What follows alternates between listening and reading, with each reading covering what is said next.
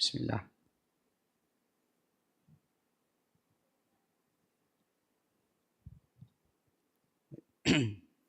Assalamualaikum warahmatullahi. Bismillahirrahmanirrahim. Alhamdulillahi rabbil alamin. Nahmaduhu wa nasta'inuhu wa nastaghfiruh.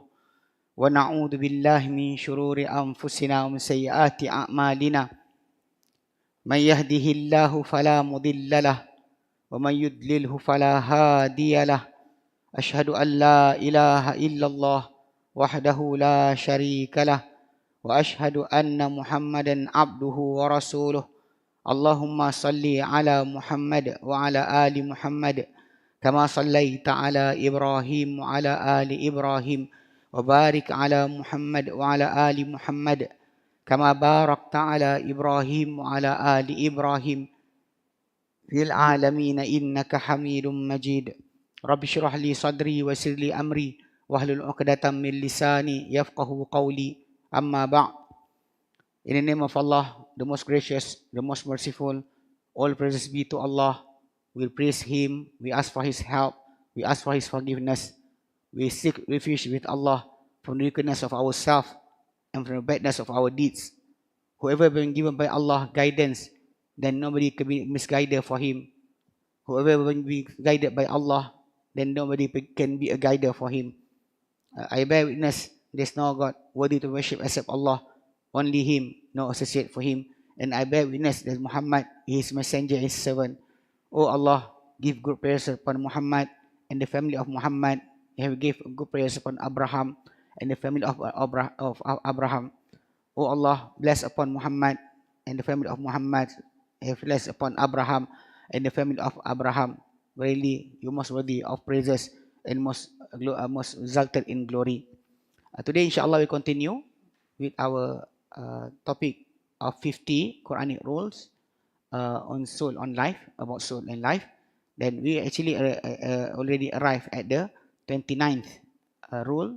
That is actually the saying of Allah, Wallahu a'lamu bi'a'daikum.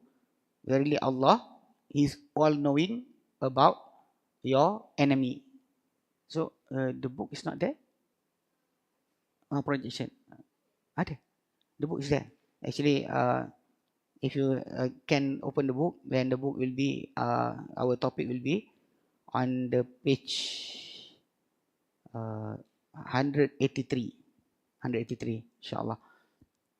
So the saying of Allah, Wallahu a'lam bi'a'daikum, means that because the topic that we passed, actually the first enemy that Allah Ta'ala told us about is actually the shaitan or iblis.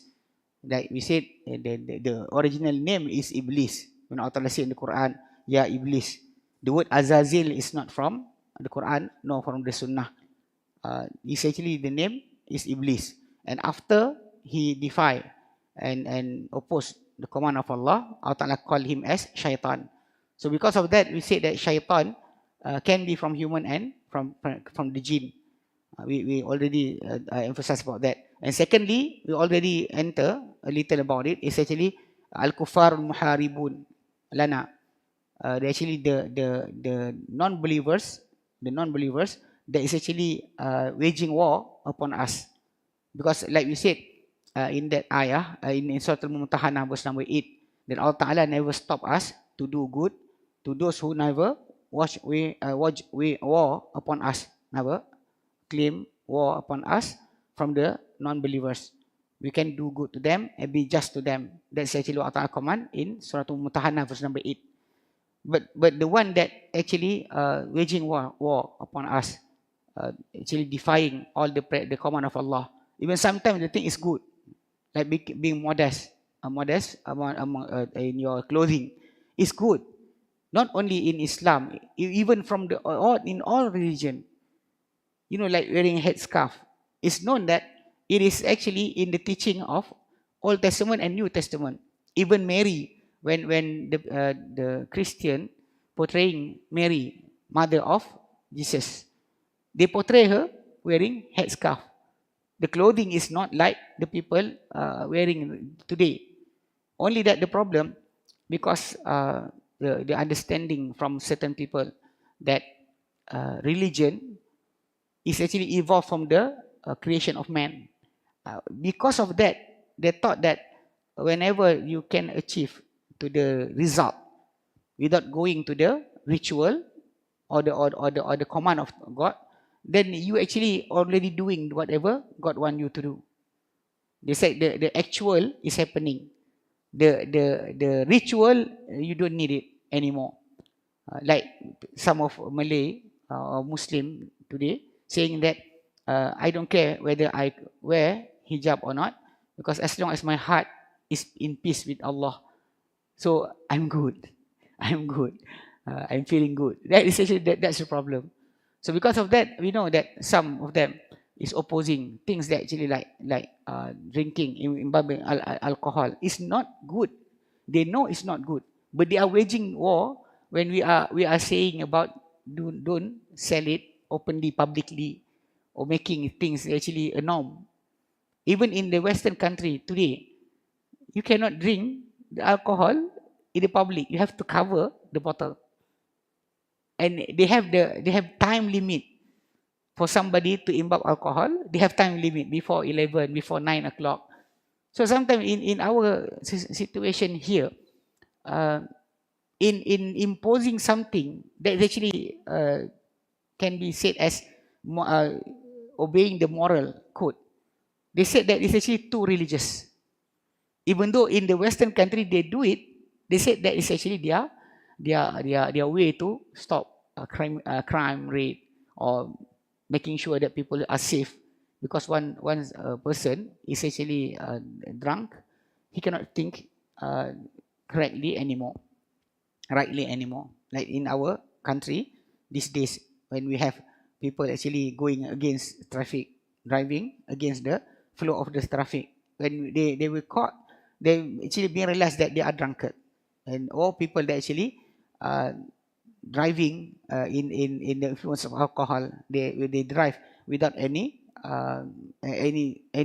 logic or any norm that people are going through. So we say that the waging war toward us can be from that point, because when we say about modesty, we say about we don't agree with LGBT. That is actually our belief and our religion. So people actually saying that we are waging war towards us, saying that naming us things like homophobia or everything, they are actually waging war toward the teaching of the religion. Not only saying that they don't like Muhammad sallallahu alaihi wasallam, but waging war towards the teaching of Islam. He said here, وَمَنْ كَانَ فِي حُكْمِهِمْ, and whoever inside their ruling, inside their group, مِمَّنْ يُرِيدُ تَبْدِيلَ دِينِنَا, مِمَّنْ يُرِيدُ تَبْدِيلَ دِينِنَا, that among people that want to change our religion, that is called as waging war towards us. أَوْ تَمْسِعَ مَعَالِمِ شَرِيعَتِنَا, or they want to put up the sign of our sharia, our way of life. They don't like that people actually don't go to clubbing. They said too religious. People doesn't like about selling alcohol, everything. 183, yes, okay. But the up further up from the start, number 2. Okay, there. Qala Allah Ta'ala fi siyaqil ayati salatil khawf min suratin Nisa. Allah Ta'ala said, Allah, the Most High said, fi siyaqi ayati salah khawf, in explaining, while saying about the salatul khawf. Salatul khawf is a prayer, the same 5 prayers that you are praying in your daily life, but when inside the war. So Allah Ta'ala change or give us a change of position or way of our prayer during the war. The prayer will be done in congregation, means that in jama'ah, but the way for them to pray is different. And even the shortage of prayer from 4 raka'ah to 2 raka'ah is first because of that, because of whatever the enemy is going inside the war, they want to attack us.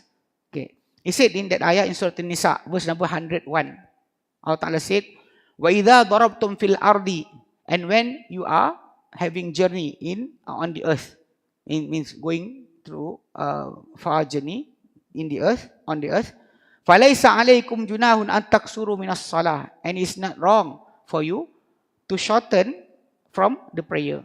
Means the 4 raka'ah prayer will be shortened to 2. And why Allah Ta'ala give us this ruling? In khiftum an yaftinakumul ladina kafaru. If you worry that the non-believers will attack you.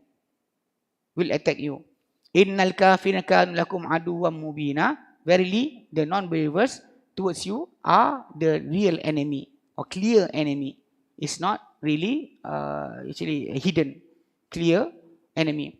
So this ruling, even though we know that now these days, even though we are not in the war, we can use this qasar or shorten of the prayer. It's actually being asked to Umar ibn Khattab when he was becoming the caliph. At this time, after the death of the Prophet, the death of Abu Bakr, a person came to him and asked him. He said that this ayah 101 of Surah An-Nisa is saying that it is not wrong for you to shorten your prayer if you worry that the non-believers will attack you. So the guy said to Umar, he said, but we are now in peace. You know that in the time of Umar, after Abu Bakr as-Siddiq anhu settled down those who murtad, those who doesn't want to pay the alms or zakah, and also the false prophet that came into the Arabian Peninsula, being stopped by Abu Bakr as-Siddiq. So Umar in his time, he got the opportunity to expand Islam, to expand the nation of Islam until the empire of Roman Empire, and the Persian Empire actually fall down. No more after that. So the peace in that time is so visible. They can see that it's so visible that they are in peace. So this guy asked Umar, because the ayah came saying that if you fear that the non-believers will attack you, you can shorten your prayer. So this guy said to Umar, we are now in peace. How could we still doing the qasar prayer for every 4 raka'ah? We pray only 2. We are now in peace. So Umar said, I feel astonished with what you are feel astonished too. And I asked the Prophet, peace be upon him. And the Prophet ﷺ answered by saying, Sadaqatun tasaddaqallahu biha alaikum. Faqbalu sadaqatah. It is actually a charity, a good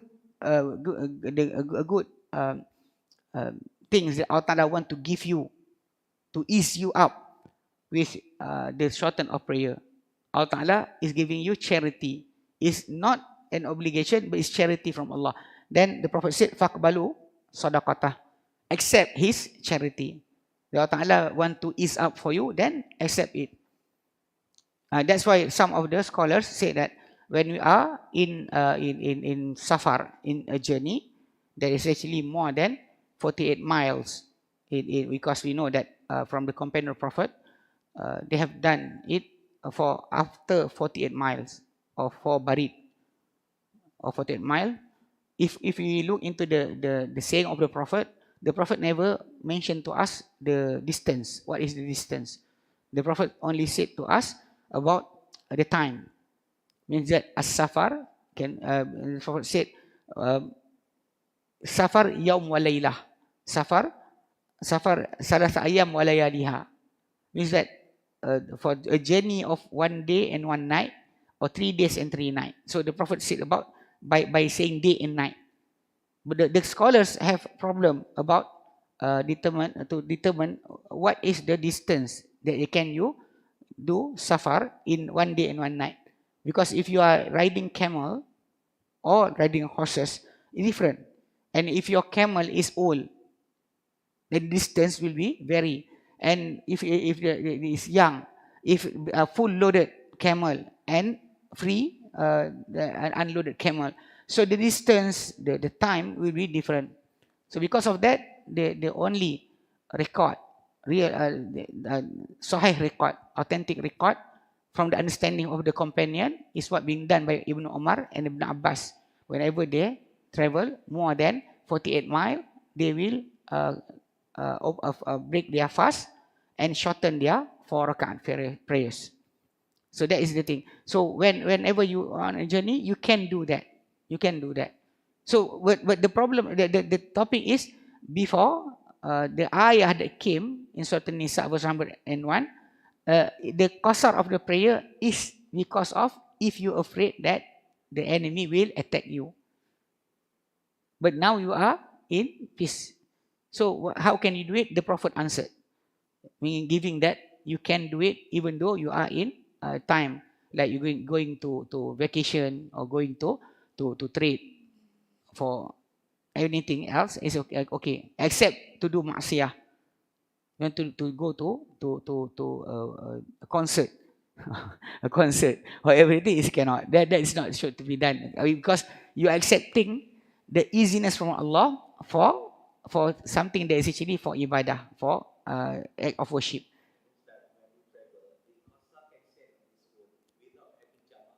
Yes, you can qasar only. Even the Prophet ﷺ, whenever he was not in the journey, he only qasar.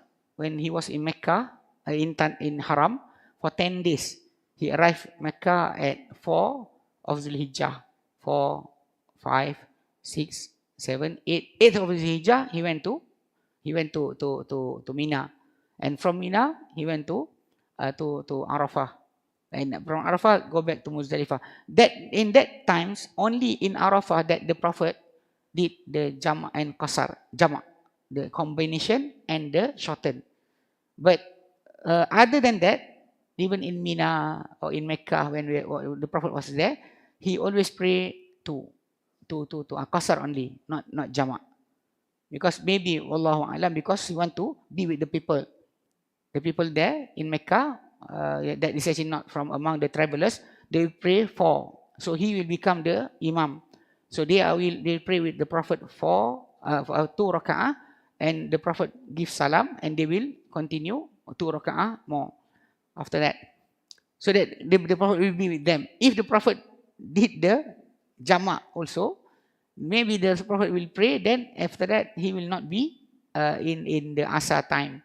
In the Isha time, he will not be there. Because of that, the Prophet ﷺ will do the qasar only. And as long as you can do qasar, you can do the jama'. Okay. So anyway, you can. So some of the scholars say that because of the saying of the Prophet, the shorten of prayer during journey is actually obligation. Some. But most of the scholars say that it's actually you can choose either to pray qasar or to pray full in full. Wallahu alam. But the Prophet himself never in a journey pray full 4 raka'ah. But if you're praying with the people there that is not traveling with you, like when a mosque stop in a place, the people there is praying zuhur 4 raka'ah. They actually with the normal jamaah there. You are a traveler. You pray with them, you have to pray 4. If you pray with the imam there, you pray 4. But if you become the imam, you pray only 2. You pray only 2.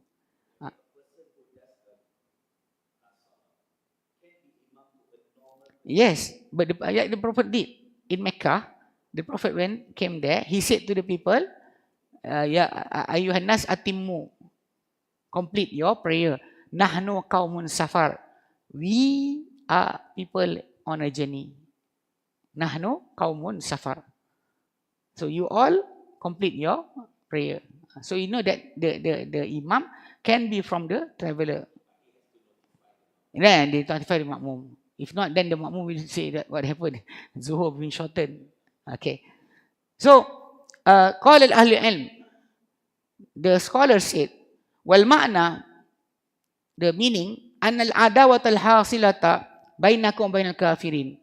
That the enmity between you and the non-believers, qadimatun, is so long, so old, ancient. Wal-an, and now, qad azhartum khilafahum fid din. You already show to them to be the opposite of them in religion. Wazdadat adawatuhum. Their enmity towards you become more. Wa bisabab shiddatil adawati. Then because of the intensity of the enmity from them, aqdamu ala muharabatikum. They come forward to wage war upon you. Wa qasada itlafikum, and they want to destroy you. In qadiru, if they can.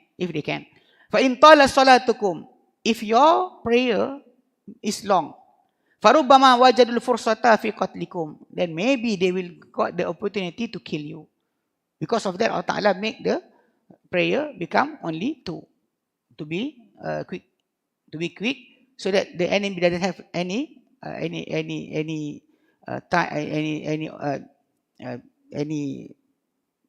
fursah. I mean that they don't have any chance to attack you. Okay, well, like I said, even though this ayah is originally about the war, but the Prophet ﷺ said that qasar in salah is actually after that become a charity from Allah towards us. Then accept the charity of Allah.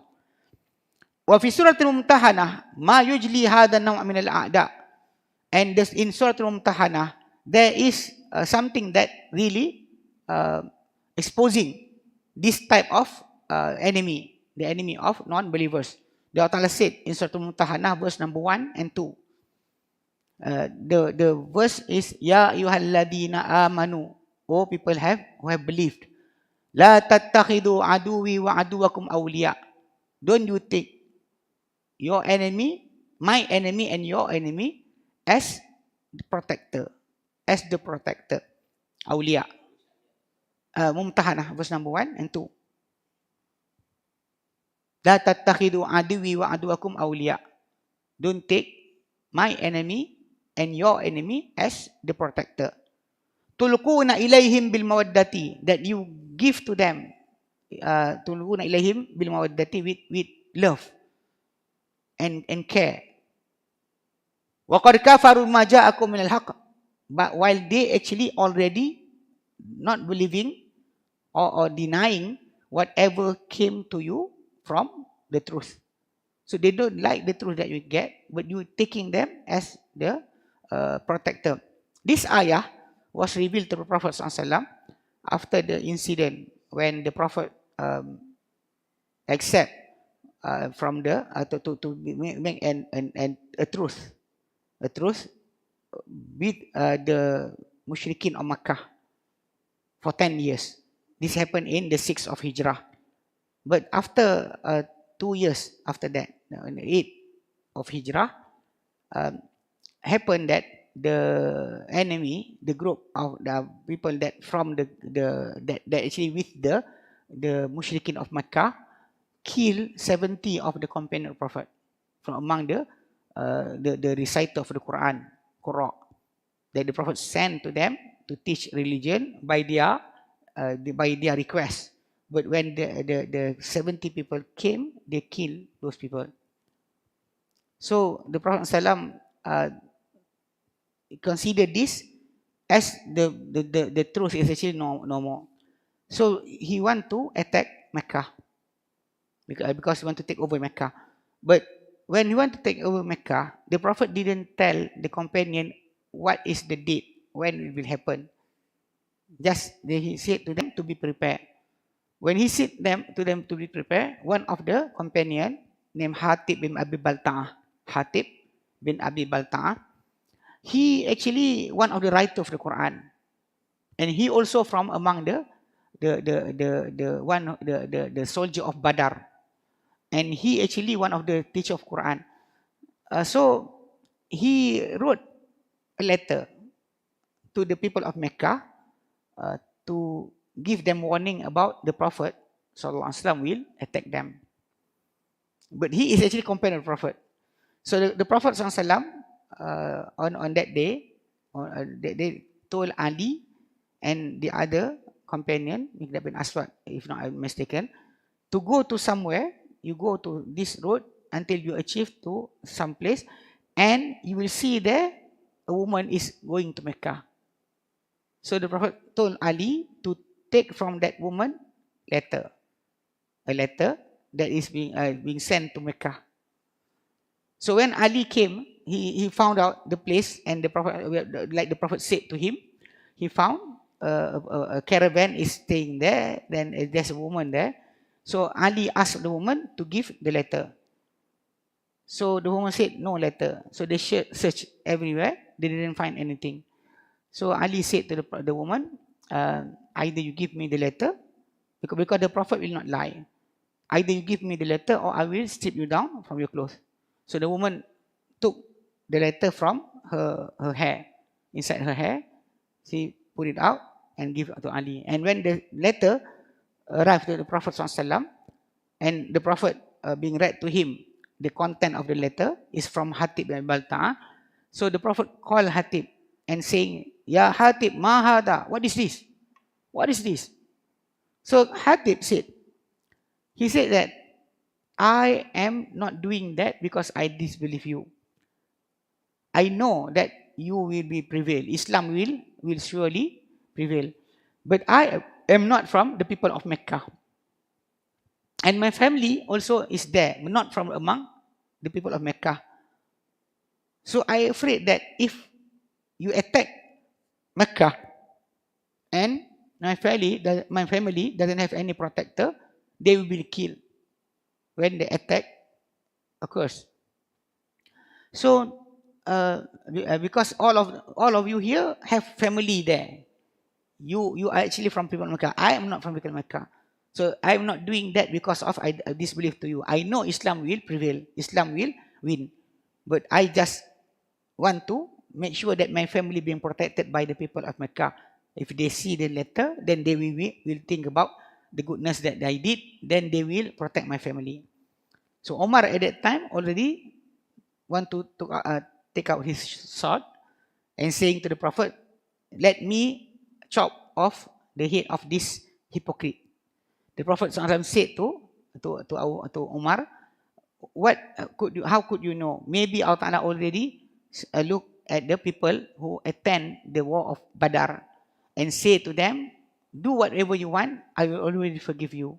And the Prophet accept the reason, the excuse that being given by Hatib. Then Allah Ta'ala sent down this ayah.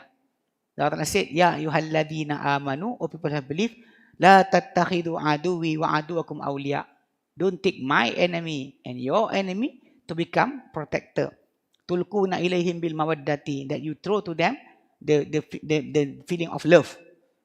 Wa qad kafaru ma ja'akum minal haqqi, when they actually already disbelieve to whatever came to you, to all of you, from the truth. Okay. Yukhrijuna ar-rasula wa iyyakum. They send out the messenger and all of you from your houses. They already banish all of you. Banish the Prophet, the messenger of Allah, and you. Wa iyyakum. An tu'minu billahi rabbikum in kuntum kharajtum jihadan fi sabili wa ibtigha mardati. Then all of you should believe in Allah, your Lord, if you really went out from Mecca, jihadan fi sabili, because you actually waging war in my way. Wabtigha mardati, and wanted my pleasure, my please, to become pleased to you. Allah Ta'ala pleased with you. Tusirruna ilayhim bil mawaddati. You keep secret for them the feeling of love. Wa ana a'lamu ma akhfaytum wa ma a'lantum. While I, Allah Ta'ala said, no, verily no, most knowing about whatever you kept secret, you try to keep it secret, and whatever you show, I know all both of it. Wa man yaf'alhu minkum faqad dalla sawa'a as-sabil. And whoever did that among you, faqad dalla sawa'a as-sabil, then he already misguided the clear or the right way. Iyathqafukum yakunakum a'da. If ever they prevail upon you. They will be for you as the enemy. وَأَبْسُطُوا إِلَيْكُمْ أَيْدِيَهُمْ وَأَلْسِنَتَكُمْ بِالسُّوءِ. And they will give away, they will show away, they will give away their hand towards you and their tongue with badness. وَدُّوا لَوْ تَكْفُرُونَ. They want for you to become disbelievers. They want you to become the disbelievers. So means that this ayah is about that story, but it can implement today, in our life today. Because some of the believers actually have that feeling that the non-believers is really have the sincere intention to help them. Like in the education, when the teachers from outside came to Malaysia, from the America or the Britain, they didn't come just for teaching. Clearly not for teaching only. They actually come with a mission, what to know about the people here. Even some of them are spies. They're working to get the information about the country. Like you can see that whatever happened a few days ago, when a few people, YouTubers, claim that they already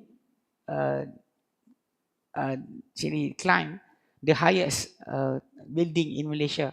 Actually not really yet, but they already taking pictures and there. You know, they come here to do something. Actually not really just to walk around, to make something out of our Muslim that is actually ignorant about their intention. So it's actually so because Allah Ta'ala told us they are the enemy. So you can have good relationship, but be careful. Be careful about whatever they do. فَهَذَا النَّوْعِ مِنَ الْكُفَّارِ. And then this type of kuffar, this type of non-believers, حَرَّمَ اللَّهُ عَلَيْنَا مَوَدَّتَهُمْ وَمُوَالَاتِهِمْ. Allah Ta'ala forbid us from having love towards them, or to make them as our protector, to give our loyalty to them. وَعَلَّ الْقُرْآنُ هَذَا بِقَوْلِهِ. And Qur'an give excuse, give reason for this with the saying, وَقَدْ كَفَرُوا بِمَا جَاءَكُمْ مِنَ الْحَقِّ.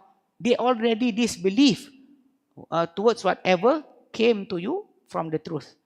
يُخْرِجُونَ الرَّسُولَ وَإِيَّاكُمْ. They send out, they banish the Prophet. وَإِيَّاكُمْ. And also all of you. Then you have to be believing in Allah, your Lord. Don't believe them, believe in Allah. This is what Allah Ta'ala told us as the rule that we have to take care about. Sometimes people that, Wallahu alam, these days, thinking that they are more brilliant than the Quran, brilliant than the command of Allah. So they said that Allah Ta'ala's command at that time is for that time, not for today. It's not relevant for us today. Today we already become brothers. We don't have any enmity. But you can see clearly whatever happened in our brothers in Rohingya, Myanmar. They said that nothing is there. But what happened there is that whatever happened to our brothers, our sisters in France.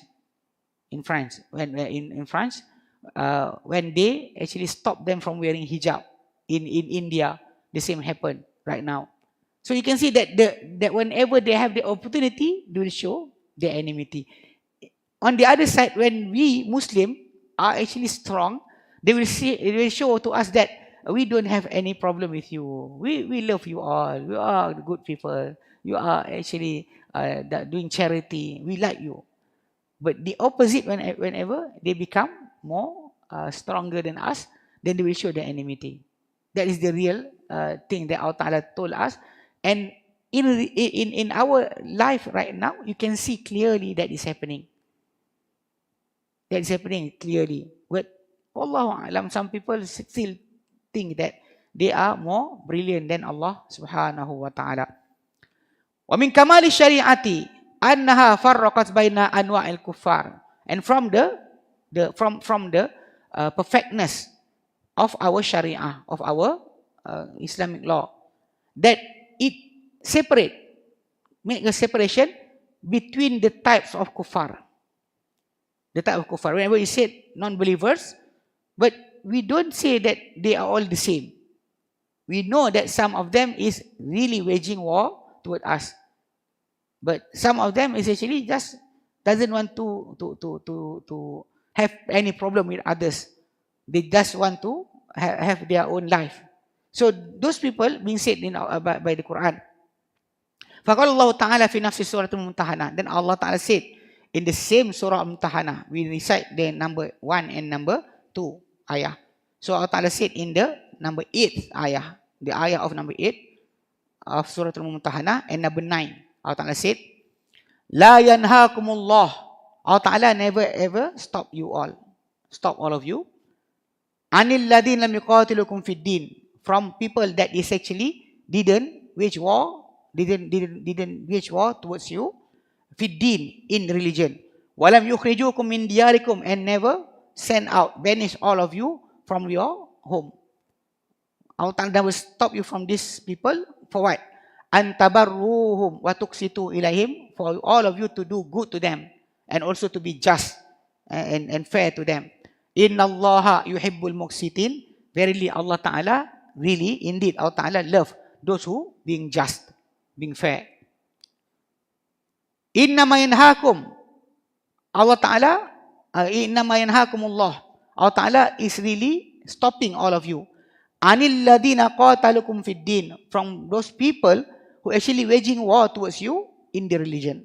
Wa akhrajukum min diyarikum, and they banish all of you from your land. Wa dhaharu ala ikhrajukum an tawallahum, and they make clear upon sending all of you an tawallahum, that for you to give to them your loyalty. Wa man yatawallahum minkum, whoever give loyalty to them from among you, faulaika humudh dhalimun, they are most people that is actually become from among the oppressor, or those who doesn't do things correctly, or those people actually tyranny. Allah Ta'ala call whoever doing sin as those who oppressing their own self, oppressing their own self to become sinful. So that is actually being mentioned there. So we, like I said, we don't have any problem with non-believers. They can have their religion, we can have our religion. Like being said in Surah Al-Kafirun, lakum dinukum waliyadin. For you, your religion. For me, my religion. So you worship the way you want, we worship the way we want. But you cannot stop whatever being said in our scriptures or in our kitab about not accepting other God than Allah. You cannot say that be fair, be tolerant, even though your God in the Quran saying that for you to proclaim La ilaha illallah, there's no God to be worship except Allah. But we like to worship the tree, the idol, the fish, the monkey, or everything. So you should accept that also. Must respect our deity. That is wrong. That is wrong. Because in their belief, they can have many as deity they can. But in our religion, we cannot accept except Allah. And if they say about their religion being accepted or not, we will clearly say no. Allah Ta'ala doesn't say that in the Quran. In Surah Al-Imran, verse number 3, Allah Ta'ala said, Al-Yawma akmaltu lakum dinakum. Today, that this ayah be recited by the Prophet, peace be upon him, during the Hajj, the first and the last Hajj being done by the Prophet with his companion, just few months before his death.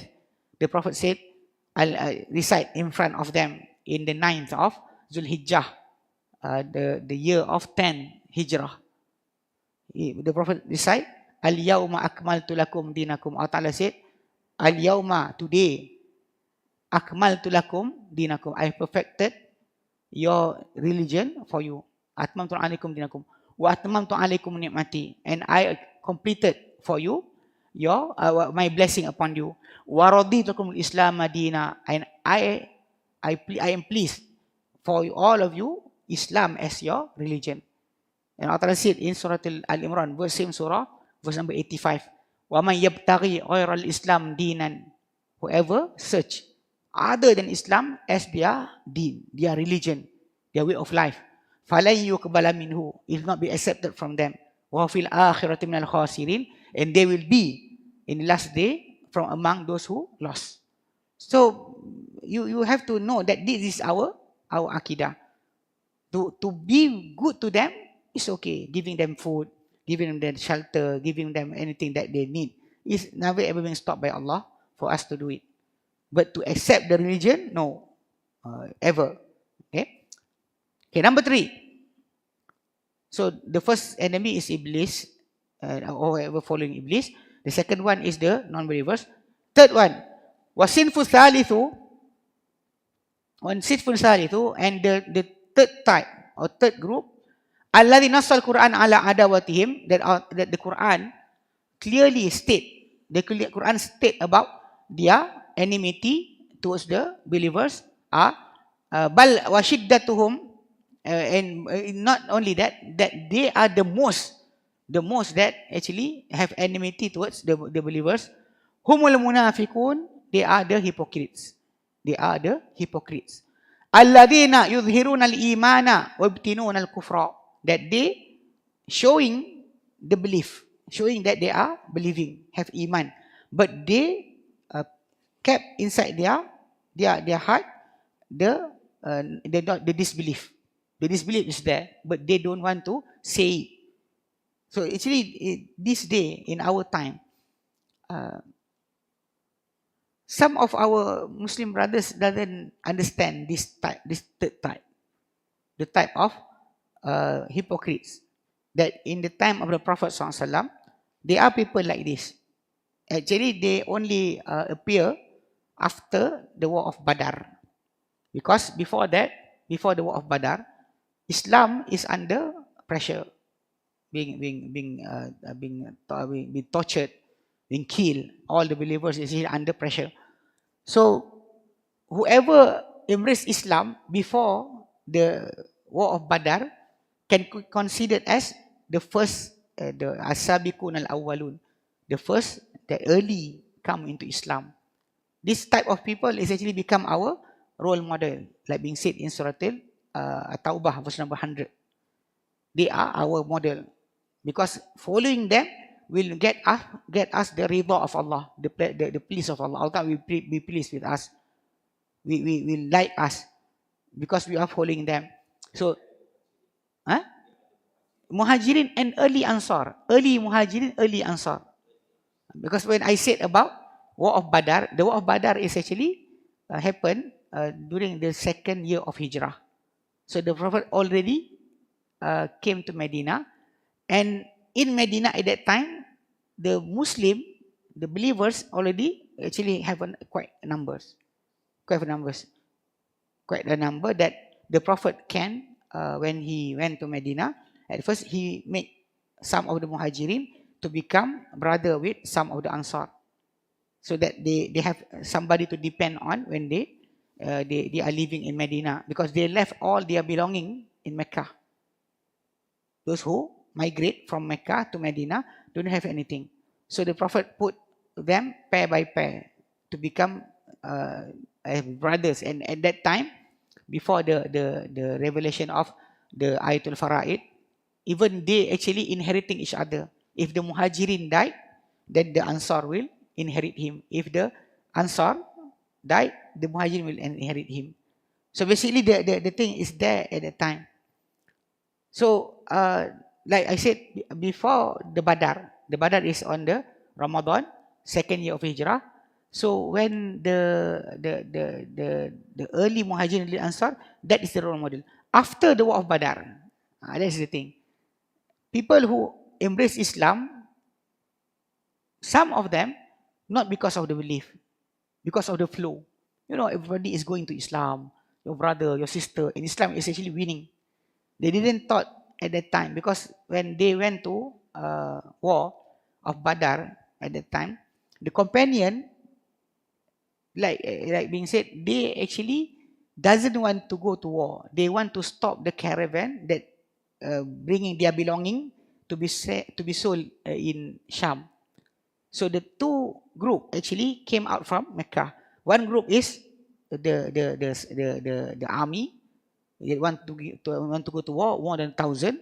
The other one that bringing the caravan that bringing their goods or their belonging that they left in Mecca. So from Medina, they want to stop this one. They don't want to meet the other one. And they actually just around 300 plus. Not even reaching 400, not even 300, 350. They said that the number is actually 313.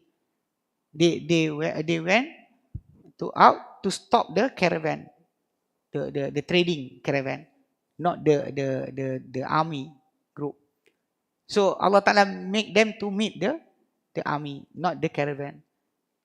So at that time, the number is so small, 300 against 1,000. So the odd, it can be seen that they should be defeated. But Allah Ta'ala make them prevail, win the war in glory.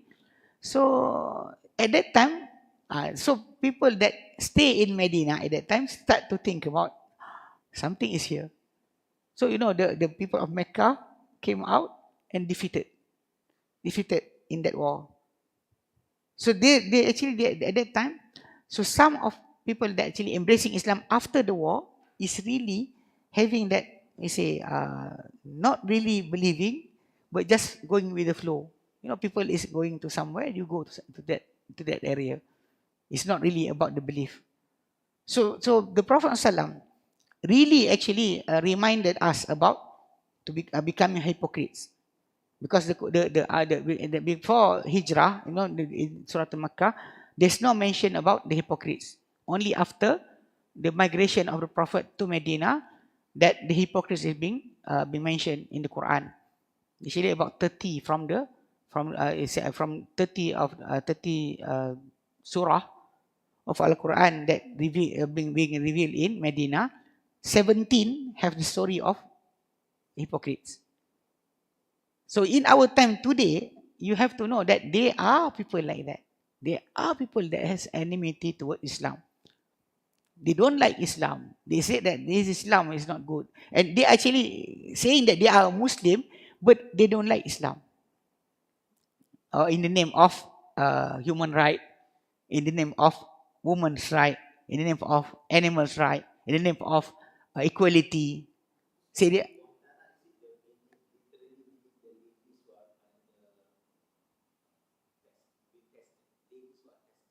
Yeah? Mumtahana?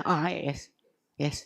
Mumtahana is actually actually because after the agreement between the Prophet and the non-believers in Mecca, so the border being opened up.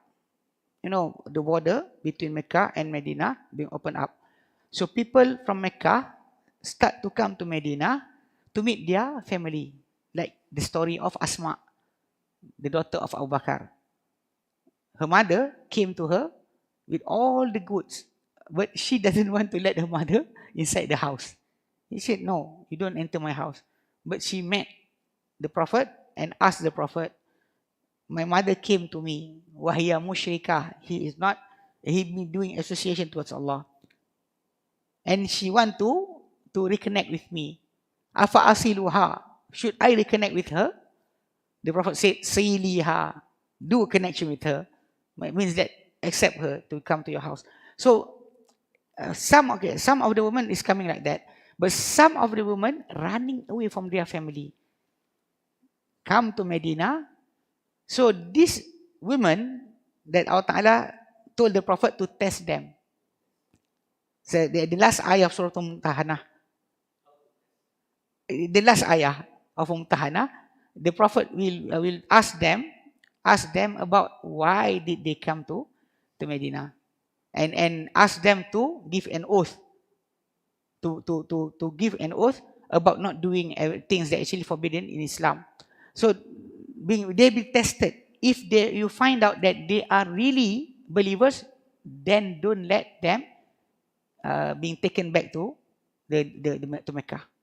Even the Prophet ﷺ being said to pay back the husband or the family whatever they ask. They said the husband said that I have already given her this amount of money to marry her. So the Prophet will pay back. So that's actually the Surah Al-Mumtahanah is about that.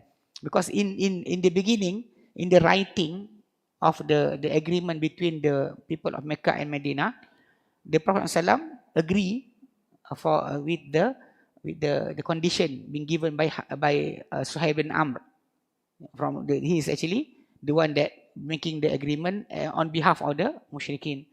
So inside that agreement, that whoever came to Medina from people of Mecca, if the people of Medina stop them and the people of Mecca ask to be returned, they must be returned. But if people from Medina came to Mecca and being caught by their family or anybody, and the people of Medina asked to be returned, the people of Mecca don't have to return them. You know, it seems like it's not fair. But by that rule, we can really know that the people really love the Prophet ﷺ, doesn't think about going back to their family, will be staying in Medina. The people that from Mecca will come to Medina and start to see the Muslim and start to have something inside their heart. So when in the end, Allah Ta'ala told the Prophet ﷺ, don't return back.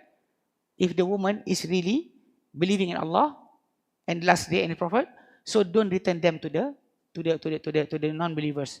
La hunna hillul lahum. They are not actually halal, permissible for the those who actually non-believers.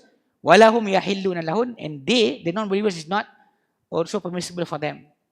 That is the ayah that making marriage between believers and non-believers is haram. Cannot be happening anymore. Must be stopped. No except. No except. That is why the Prophet being told. No, actually about Ahli Kitab is not. They actually the non-believers, when we say the non-believers, is non-believers at all.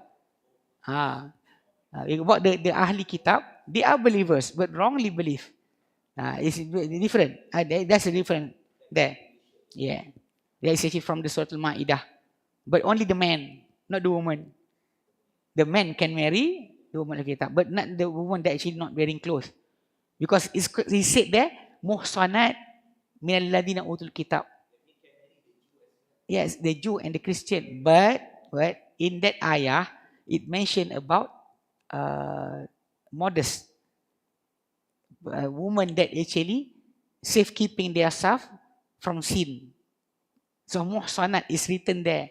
But people doesn't look at that word. They only say that Allah Ta'ala give permission to us to marry the people of the book, woman of the people of the book. But it said there, muhsanat, means that women that have chastity, means that keeping their chastity, means that modest. They have the moral code, not the one that taking off their clothes.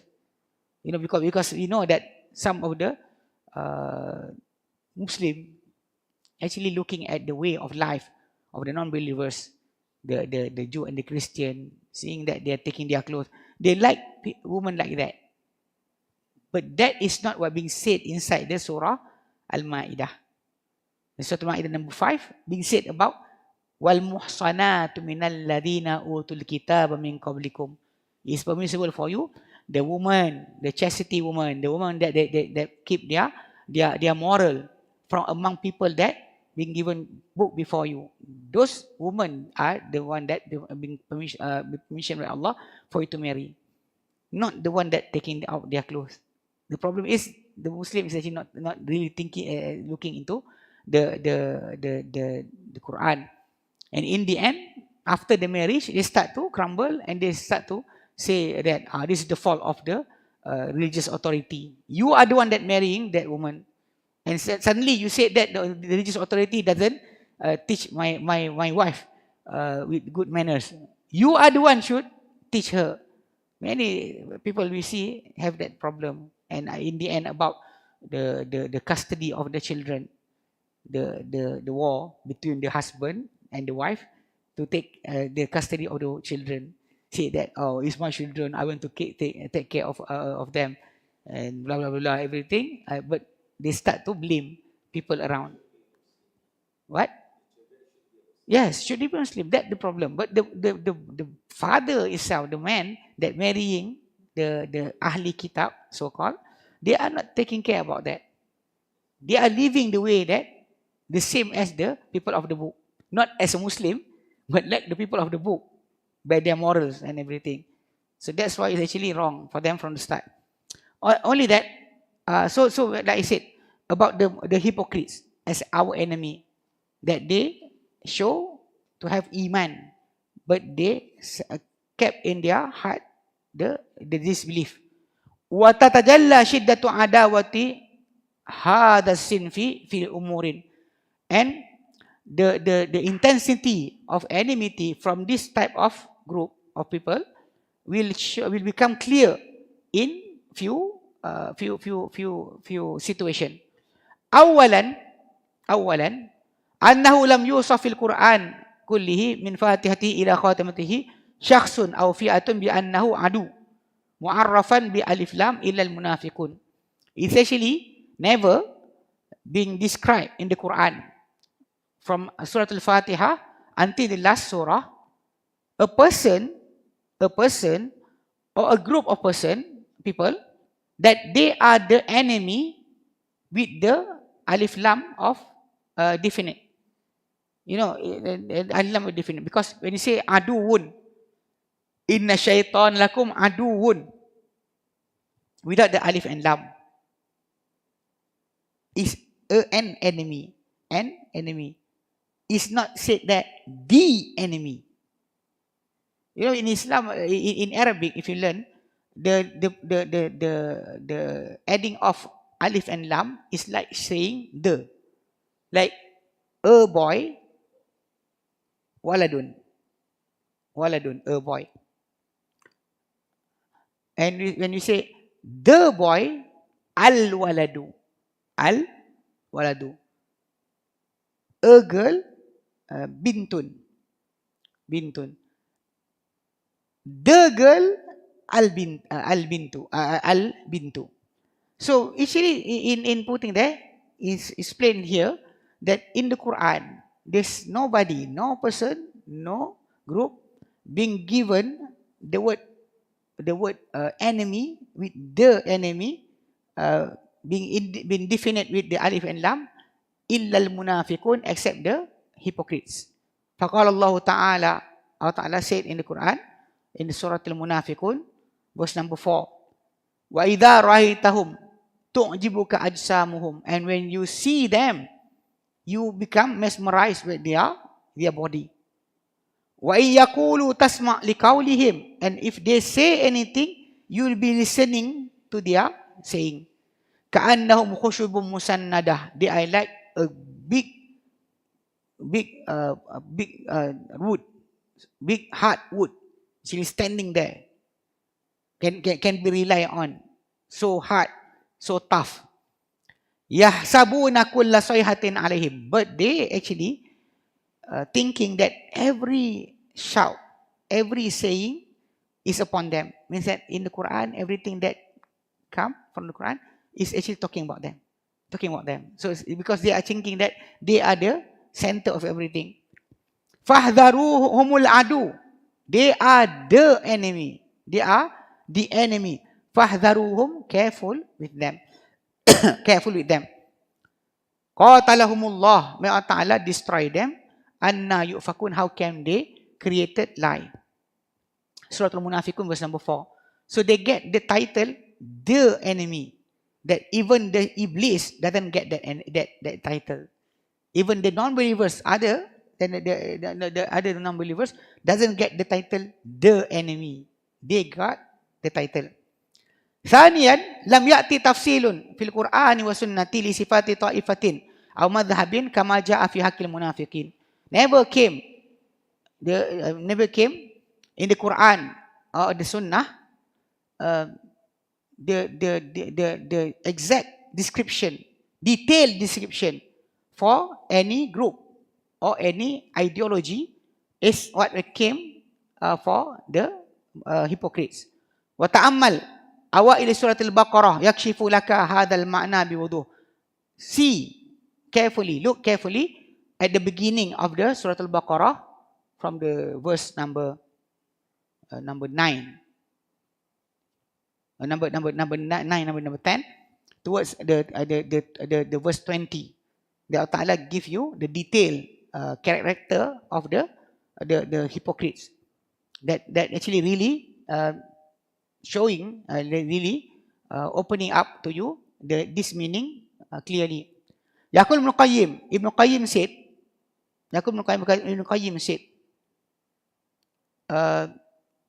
rahimahullah, wa qad hataka Allah subhanahu astar al-munafiqin.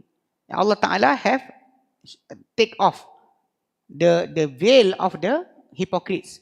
Wa kashafa asrarahum fil Qur'an. And Allah Ta'ala have opened up, have unveiled their secret in the Quran.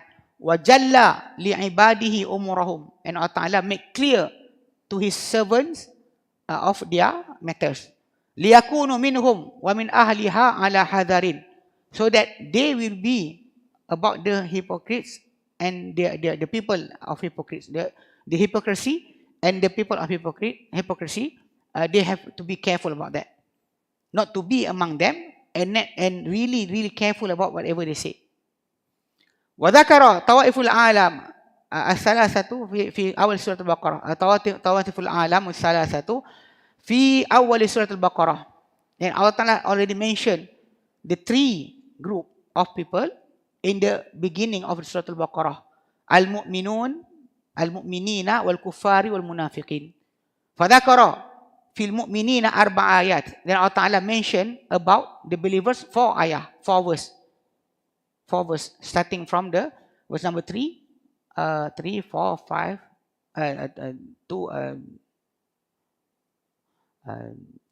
3, 4, 5. 2, 3, 4, 5. Allah Ta'ala mentioned about their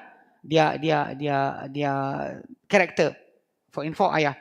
Wal kuffar, after that, ayatain. Number 6 and number 7. So number 8 until 20. Wa fil munafiqin salasata asharata ayatan. 13 ayah for the munafiqin. 4 ayah for the believers, 2 ayah for the non-believers, disbelievers, those who disbelieve, and 13 ayah about the munafiqin. Dikathratihim, because of their abundantness. Wa umumul ibtila' bihim, and because of the general trial from them. They came from them. Because of them, we will try by Allah with many things. Wa shiddati fitnatihim 'alal Islam wa ahlihi, and the big problem from them upon Islam and its people. Fa inna baliyatal Islam bihim shadidatun jidda, because the test upon Islam, the calamity upon Islam with them, with the hypocrites, are really intense. Li'annahum mansubuna ilayhi, because they actually being put together with the Muslim, being put together as a Muslim. Wa ila nusratihi wa mualatihi, and to saying that they are helping the Islam, and they actually giving their loyalty to Islam. Wahum, at the same time, wahum a'da'uhu fil haqiqati, at the same time they are actually the enemy of Islam. In reality, they are the enemy, because that's why they are saying their action really will do harm in Islam. Yukhrijuna adawatahu fi kulli qalibin, they will expose or bring out their enmity, his enmity, in every possible opportunity. Yazunnul jahilu annahu ilmun wa islah. The people that is ignorant will thought that the thing that being said by them, by the hypocrite, is actually a knowledge and to fix or make better of Islam. Wa huwa ghayatul jahli wal ifsad, but actually it is at the peak of ignorance and destruction. Falallahu kam min ma'qalin lil islami qad hadamu. Oh, by Allah, so many from the sign of Islam, they have already destroyed. Wa kam min hisnin lahu qad qala'u asasahu wa kharrabu. And how many from the fortress of Islam, they already destroy it, and they turn it down. Because if you look into the history, those people are the one that open up for the enemy to come to attack Islam, like the Mongol, the Tatar, when they come from the side of people, and even from the destruction of the knowledge of Islam, also come from them. Wa kam min ilmin lahu qad tamasuhu, and how many from the knowledge that they already destroy it. Wa kam min liwa'in lahu marfu'un qad wada'uhu, and how many, so many from the flag of Islam being lifted up, but they put it down. Wa kam darabu bi ma'awili syabahi fi usuli gharasihi liyaqla'u, and how many they already use the hoe of uncertainty towards the pillars of Islam, that already being planned, they try to dig it up and make it fall. Liyaqla'uhu. Wa kam ammu uyuna mawaridihi bi ara'ihim liyadfanuha wa yaqta'uha, and how many from the water, the source, the spring of Islam, the spring of the origin of Islam, they actually put that there their opinion, so that they will close the source of Islam and to stop the flow of the water, the origin of the spring of Islam. Fala yazalul Islamu wa ahluhu minhum fi mihnatin wa baliyatin. It's actually continuously Islam and the people of Islam from those hypocrites under trial and under calamity. Wala yazalu yatrukuhu min shubhihim sariyatan ba'da sariyatin, and they always try to knock over Islam group after group. If you look into the society, you can see clearly people that actually try to say about Islam, but actually destruction of Islam. Yaz'umuna annahum bidzalika muslihun. They thought that by they actually doing goodness or fix the Islam. Ala innahum humul mufsiduna walakin la yash'urun. But really they actually the one who doing destruction, but they don't really understand it. They don't really realize it. Idza tabayyana hadha, when it's clear this, ittadaha lana ahammiyatu ta'ammuli hadhil qā'idah al-Qur'aniyyah. So after we had talked about the iblis, the non-believer, and also the hypocrites, it's clear to us the importance to look carefully into this Quranic rule. Wallahu a'lamu bi'a'da'ikum. Allah is most knowing about your enemy. Wa alla takhda'ana fi ma'rifati haqa'iqi a'da'ina zurufu isna'iyatin. That should not being tricked. It should not trick us.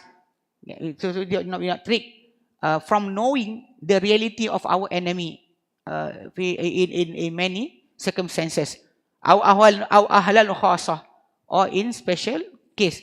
Fa innal ladhi akhbarana biha ula'il a'da, because the one that telling us about those enemy, who Allah is actually Allah. You can say that maybe this is not like that. Maybe it's not like what Allah said. But the problem is the one that's saying to you, your enemy are those three, then it's actually Allah. Alladhi khalaqahum wa khalaqana, that created them and created us. Wa ya'lamu ma tukinnu sudurul alamina ajma'in, that He is knowing whatever being kept inside the chest of all the creatures, or in all of them. He is most knowing. Allah Ta'ala said in Surah Al-Ankabut verse number 10, Awalaysa Allahu bi'a'lam bima fi suduril alamin.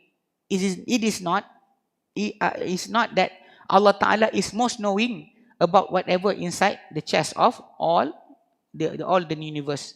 Allah Ta'ala knowing everything.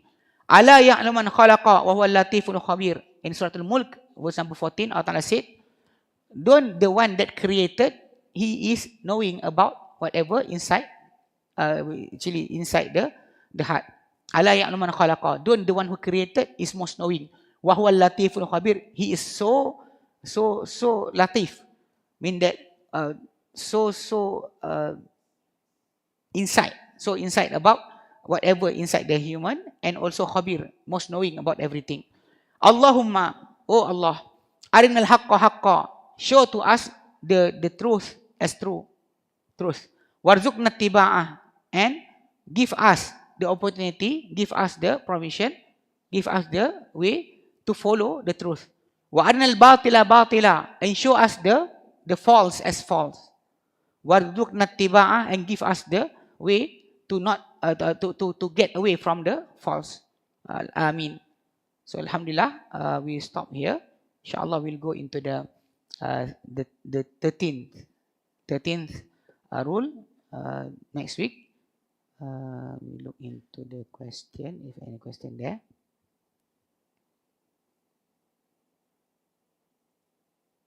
Any place, then they will start to ask you, how long do you want to stay at that place? If you want to stay at that place more than 4 days, then you become as a mukim, one who reside at that place, like a person being sent as an ambassador from Malaysia to Germany. So he went there for 2 years. He was staying there. So the day he arrived, he considered as still as musafir, a person in a journey. The day he want to go back to Malaysia, he considered as a person in a journey. The day of staying, he must do the prayer as normal people there, because that is the duration. The duration. If you want to stay some place, that is the way. More than 4 days, because the Prophet ﷺ, when he was in Mecca, he never stayed at one place more than 4 days. Like we say, he arrived at Mecca. So day of arrival, stay in Mecca, doing qasar all the way. 5th, 6th, 7th, morning of 8, he went to Mina. Stay there, preparing for the day of 3 days in Mina. So preparing there, spending a night in Mina. Then in the morning of 9th, he went to Arafah and stay in Arafah until Maghrib. So after Maghrib, he went back to Muzdalifah. And Muzdalifah, he stayed there for a night. And in the morning, he went back to Mina, threw the stone, slaughter, and shave his head, and went to Mecca. And come back before Maghrib to Mina. He went to Mecca to do the tawaf, went back to Mina, stay there for 11, 12, and 13. So you count that the movement of the Prophet ﷺ, actually the place that he is there from Mecca to Mina is around 6.5 kilometer. From Mina to Arafah around 10 kilometer. It's not that far. So from Mecca to Muzdalifah around 3.5 kilo. From Muzdalifah to Mina 6 kilo, around 6 kilo. From Mina to Mecca 6.5 kilo, and came back to Mina 6.5 kilo, and stay in Mina for 3 days, and after that went back to Mecca and went back to Medina. Right? This is an issue because it's actually he's not staying. Likewise, if you went to vacation to any country, but you are not staying one place more than 3 days or 4 days. 4 days. Okay, and you actually stay there. Like I said, like a teacher that went to Sabah to teach. So he will stay there for 2 years. So he become a person considered as mukim. The origin, his land is actually in Kuala Lumpur, but that place is reside there for 2 years, 3 years. So for holiday, if you moving around, or even inside that city, you can out and come back. Like if you stay in that hotel for 7 days, but first day you go out 2-3 kilos out of the center. Yes, it's qasar all the way. You can do a qasar jama' all the way. So the duration is actually really being said about how long you want to stay at one place. Like I said, if you are going for posting to work, you stay there 3 years, 4 years, or you want to become a student. You stay in Malaysia You become a student. You will stay here 4 years. You get the hostel, the place for you to stay. Then the first day you arrive in Malaysia, you are considered as a musafir, a person in journey. The last day you want to go back to your country, you are considered. You can pray even inside your room, the house that you arrive. But the second day, after that you want to stay there, then you have to you are considered as mukim. You cannot pray qasar or jama' anymore. The second day, the day of arrival, this second day as the day of stay, the day of staying. That's why I ask how long you want to stay. Like, yeah, intention of going there. Intention of going there. You know that you are staying there for 2 years. You know, you're coming to that place. You are being posted by your company to go there, to stay there for 2 years or 3 years. So you know the duration that you will be staying there. So knowing that, the day of arrival, you are still considered. The day you want to go back to your country is considered you are as people in journey. But the day you want to stay there, if more than 4 days, you are considered as a mukim person. So you have to pray full. No more jama' or qasar. After the 4th day, yes, after the 4th day. Like if you go back to your hometown, your grandmother's hometown, you go there. So if you are staying like this. This is the first day you arrive. This is the last day you will go back. 3 days only. Keep on. Jama' and qasar all the ways. Here also, the day of arrival, the day of coming back, the 4 days of staying, still jama' and qasar. But if I add up here like this, and you are not going out, these 5 days, you stay inside there, not going anywhere. It's like some of our teachers in Malaysia, they have the obligation to mark exam paper. They have to stay inside the hotel, cannot get out at all. Only after they finish marking the examination paper answer, examination sheet, then they be given opportunity to get out. If not, then 1 week, 2 weeks, you will stay there, no going out. So that type of staying, so the first day arriving, you are still considered as musafir. The last day, yes, but this day of staying like this, so you have to pray full. No more jama' and qasar. Like this, yes. Day arrival, day of coming back, 4 days only. Because this is like what being done by the Prophet sallallahu alaihi wasallam. Okay? Clear? Alhamdulillah. Okay, we stop here inshallah. We continue our topic inshallah next week on the 30th rule of Quranic rule about soul and life. Wallahu a'lam. Wa sallallahu ala Muhammadin wa sallam alhamdulillahi rabbil alamin. Subhanakallahumma bihamdika asyhadu an la ilaha illa anta astaghfiruka wa atubu ilaik. Assalamualaikum warahmatullahi wabarakatuh.